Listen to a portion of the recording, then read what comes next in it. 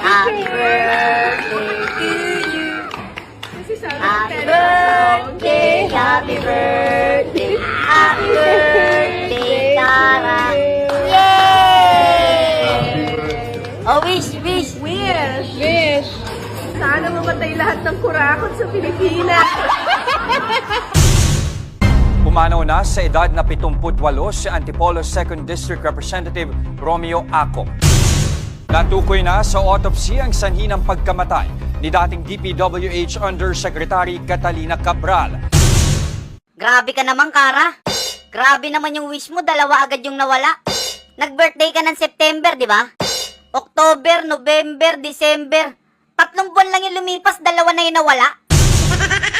Alam mo, sa lahat na nagbe-birthday, sa'yo yung nakakakaba. Ang tanong, sinong susunod sa kanila? Ilan na lang ba sila? Lang yan, dami pa. Ang dami pa pala, Kara eh. Wala pa dyan yung Senado, wala pa yung Malacanang. Dapat nirekta mo na eh. Saka dapat nung nag-wish ka, pinangalanan mo na eh.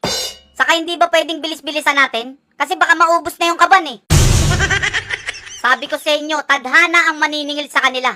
Paano yung kaban ng bayan garapalan nilang ginagahasa? Sa history ng Pilipinas, itong gobyerno na to ang pinakasalaula. Walang ibang nakikinabang kundi sila. Ultimo si Tulfo, napapatahimik nila. Wala pa nga silang nahuhuling malaking isda, yung tax tataasan pa nila. Tataasan daw nila yung tax para daw sa kalusugan natin. Ginawa pa tayong tanga. Magandang gabi po sa inyong lahat. How are you, UP Diliman? Buhay pa ba kayo? Siyempre buhay kayo kasi hindi kayo kurakot. Mga kurakot lang ang mamamatay. 4 pa lang napapatay ko eh. 4 na ba? Gusto natin mas marami pa, Gian, di ba? Marami kasi din pinapatay yung mga kurakot eh. So, Busy pa ata si kamatayan eh. hopefully, this gives them time to repent. Oo nga eh. Naalala ko kanina, nakita ko yung itsura ng buwaya eh. Parang pakiramdam ko, nahiya yung mga buwaya sa katakawan ng mga politiko natin. Oo nga, parang nakakahiya pa sa kanila. Correct!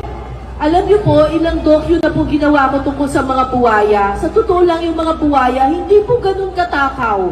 Isang tao, isang araw lang kinakain ng mga yun eh. Pero yung mga politiko natin, kakaiba! Oh, yeah.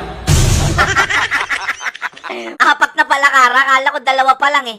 Para hindi malito si kamatayan, pangalanan mo na kasi. Halimbawa, 1st District ng Leyte. O kaya 1st District ng Ilocos Norte. O kaya yung magnanakaw na adik na may bibig na tabingi.